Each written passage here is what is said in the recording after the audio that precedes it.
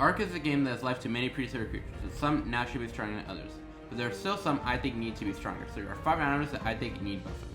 Coming in at number 5, we have the Bronto. Now I've already made a whole video about how the Bronto and sauropods in Arc in general need a rework, so go check that out. That's also why the Bronto is at the bottom of the list. But still, for being amongst the largest creatures in the game, the Bronto is extremely weak, not being able to put up a fight against a lone Rex, or Spino, or even Pack of Atlas. Sauropods are supposed to be the strongest species of all dinosaurs, yet the Bronto just gets bullied by everything. When more carnivores come in Arc, the Bronto is going to need a serious buff, placing him at number 5. Number 4 is the Anki. I'm a bit biased because the Ankylosaurus is my favorite dinosaur, however, even if it wasn't, the Ankylosaurus is meant to be the living tank of the dinosaur world, with even the T-Rex having a bite force of 12,000 psi, having trouble piercing the Ankylosaurus skin. Plus they come equipped with a bony club at the end of their tail, perfect for breaking bones. Yet in Arc, they're not weak by any means, but they're also not super strong either, with them only being able to really take on the smaller threats of the island like raptors and scorpions.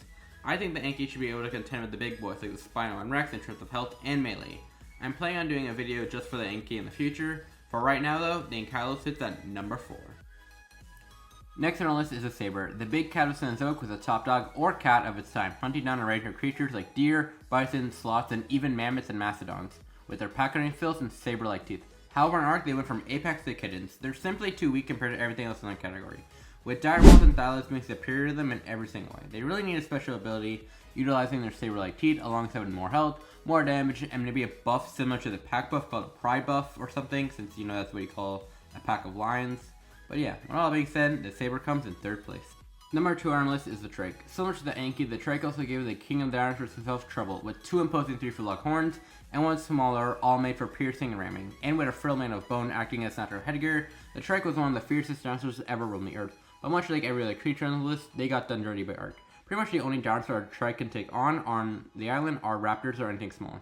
Sure, they have amazing knockback, but I feel like if I'm running a Trach, I should be a near unstoppable ramming force. I don't feel like I should have to rely on their knockback in order for them to be a decent tame. For this, I'm putting the Trach in 2nd place.